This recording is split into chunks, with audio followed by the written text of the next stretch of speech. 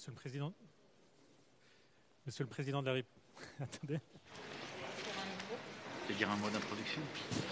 Je pense que, Monsieur le Président de la République, bonsoir. Votre micro fonctionne mieux que le mien. Nous avons prévu une introduction de votre part et nous cadrerons les échanges de ce soir ensuite. Merci beaucoup.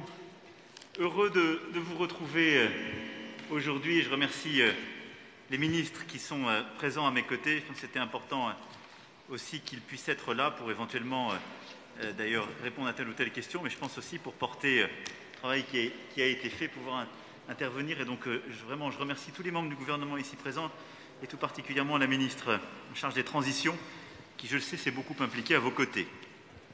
Je voulais vous remercier d'avoir pris une nouvelle fois le temps, physiquement ici et à distance. Je crois qu'on a 130 citoyens qui sont réunis ici et à travers l'écran pour ce moment d'échange. Le président du CESE nous a accueillis il y a quelques instants. Je veux à nouveau le remercier pour son accueil, son travail, et d'ailleurs dire combien vos travaux et l'initiative que nous avons prise collectivement a pu inspirer la réforme organique qui est en train de finir son chemin et qui permettra d'accueillir pleinement, complètement, institutionnellement les initiatives qui suivront et qui auront vocation à répliquer celles que vous avez vécues et expérimentées. Je veux aussi dire que le statut de la discussion d'aujourd'hui sous votre contrôle collectif est en effet une rencontre. J'avais répondu à vos questions dans un cadre particulier en janvier dernier. J'avais reçu vos travaux en juin. Là, c'est une rencontre, mais vous vous réunirez de manière, si je puis dire, formelle, dans le cadre d'un processus de suivi, une fois que le texte sera déposé, et donc en début d'année prochaine. Je pense qu'on y reviendra au cours de la discussion. Et donc, très clairement, et je crois que ça a été dit, j'ai vu le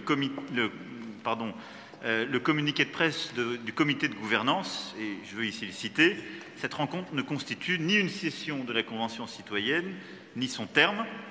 Celui-ci aura lieu début 2021 lors d'une 8e et dernière session. Et donc c'est bien dans ce cadre-là que je suis devant vous aujourd'hui. Et donc c'est en quelque sorte un point d'étape pour aussi voir où sont les sujets qui nous soucient, pouvoir rendre compte de ce qui a été fait, que je voulais qu'on puisse passer ce temps ensemble. Je voulais d'abord revenir sur la méthode, après vous avoir remercié donc du temps passé. Lorsque nous nous étions vus ici même en janvier 2020, j'avais pris l'engagement que vos propositions seraient transmises sans filtre. J'ai cru comprendre qu'on était beaucoup revenu sur ce sujet ces derniers temps, à juste titre.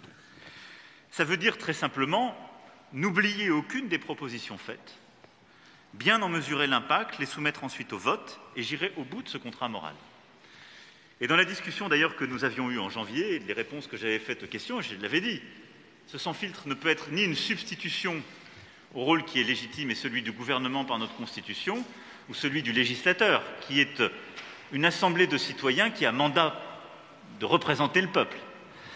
Et j'ai parfois eu le sentiment que dans le débat public ou les commentaires, il pouvait y avoir le sentiment que l'idée de discuter des propositions, d'y travailler, d'être dans un débat qui est sur la faisabilité, la nature, la manière de l'écrire, était une remise en cause du sans-filtre. Je veux plaider le contraire.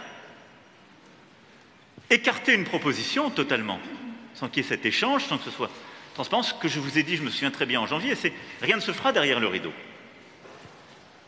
Il y a les mesures sur lesquelles j'ai exercé mon joker en juin dernier, toutes les autres sont dans ce processus, qui est un processus du sans-filtre, qui ne veut pas dire qu'elles seront telles quelles à la fin en application, parce que je ne peux même institutionnellement contraindre ce pouvoir d'amendement, le rôle tout à fait légitime des deux chambres qui sont devant nous. Mais, au contraire, permettre un travail commun avec les ministres et leurs administrations, et je l'espère avec l'Assemblée nationale et le Sénat. C'est la liberté de l'Assemblée nationale et du Sénat, et je sais que là aussi, plusieurs parlementaires nous écoutent aujourd'hui, et des parlementaires européens. C'est séparation des pouvoirs veut que ce sera leur choix de savoir quelle forme d'association pour laquelle ils veulent opter. Mais mon souhait est qu'il puisse y avoir là aussi un travail en commun qui se poursuive, en tout cas une association claire, et que ce trait d'union se poursuive.